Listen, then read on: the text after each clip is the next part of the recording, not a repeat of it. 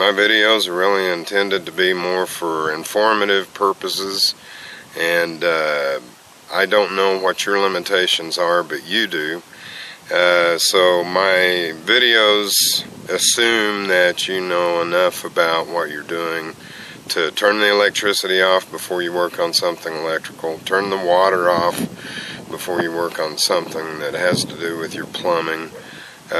If you're not sure about what you're doing, hire a professional, and if you like the ideas that I present in these videos, then show that to the professional that you hire to do the work for you. But if you're not sure, don't try these things by yourself.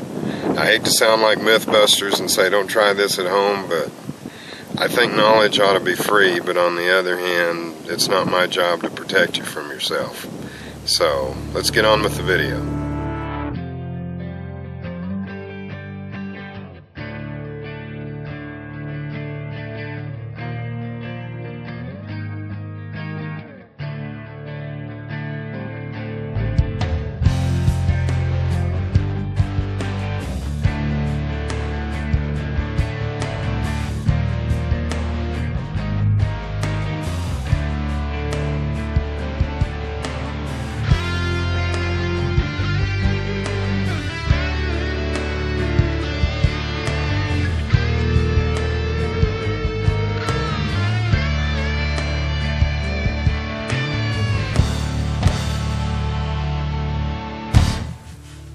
Well, I had someone comment about doing solar in an RV, and I do have a camper, and I run that on solar also when the wife and I are on the road.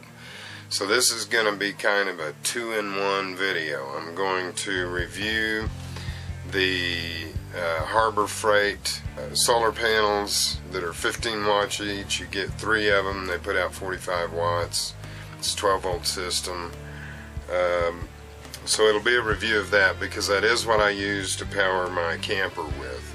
I also pulled out all the old light fixtures and went in with LED strip lighting everywhere. What I like about that is it doesn't hang down from the roof. I can put it across the roof, and it makes everything lit up really well. I like it a lot. It's these LED strips here. You can buy them off of Amazon or eBay. They come on these reels, and there's about 16.5 feet on each reel, and 2 reels did my entire camper. You can see that these here are just well, I'll let you have a good close-up look of it here. Okay, it says DC 12 volts. All it has on it are those bright LEDs and a Zener diode and a resistor. You also have these cut points here, so you can cut and solder wires onto that. It's even labeled on you which is positive and which is negative, and they're cuttable every 3 LEDs. So it takes 3 LEDs to at least make a 12 volt set of them. So that's the smallest you can have. The way I've got my camper set up is I've got these throughout. The one fixture in the bathroom had an incandescent bulb in it. It pulled like 2.5 amps. I put some of these LEDs inside the fixture. I put, I think it was 6 in there, maybe 9. And it pulls enough current that's very small. I just leave it on 24 hours a day. And the Harbor Freight panels do that real well. They keep it charged up. The Harbor Freight panels, I think, are good for a camper. I definitely wouldn't use them to try to power my house. It would just take too many of them. They're bulky, they're heavy, and for the same area that you get 45 watts out of, you can get a panel that will put out almost 200 watts.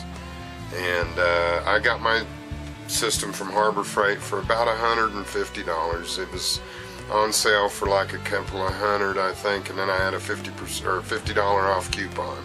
So I got it down to about $150. To me, it was worth it to test it and see what I thought of that.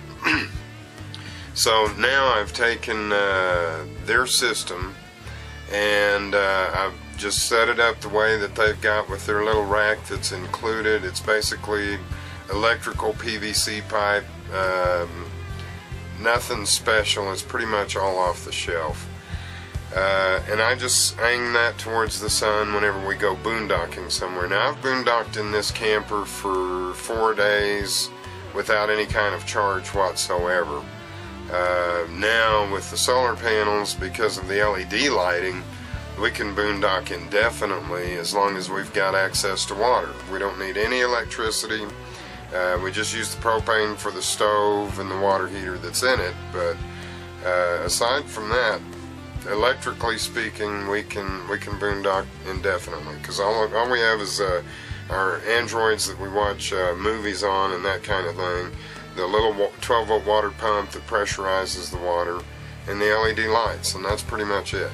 And then I just let the wires run along the ground, and I place the charge controller directly beneath the battery, and all of that resides right in the gooseneck hitch part of the camper. So that goes underneath the battery, and then the clips from that just clip right onto the battery. It's all automatic. It's about as hassle-free as you can get. So if you're wanting something just real quick and dirty, and you got 150 bucks laying around, it's awesome, because you get 45 watts of panels. You get some little fluorescent bulbs that I don't like. I don't use them. You get the little charge controller, and the charge controller works well. The things that I don't like about the charge controller is it has 2 cigarette lighter outputs, and I wouldn't recommend plugging an inverter into it that's any bigger than maybe 100 watts.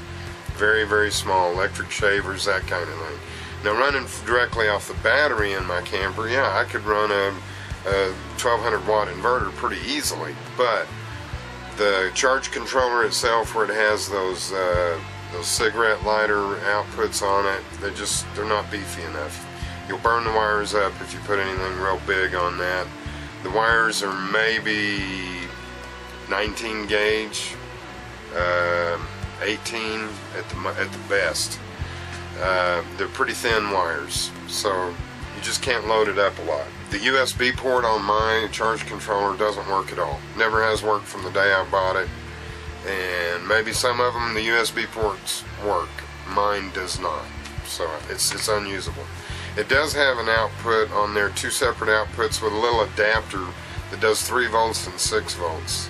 That I've found to be pretty convenient. I like that, because we can use that on our little MP3 player or a little radio, that kind of thing that doesn't use a lot of juice, and it's got a little voltage regulator that'll bring it down to 3 volts or 6 volts depending on which outlet you plug it into. So that's real convenient.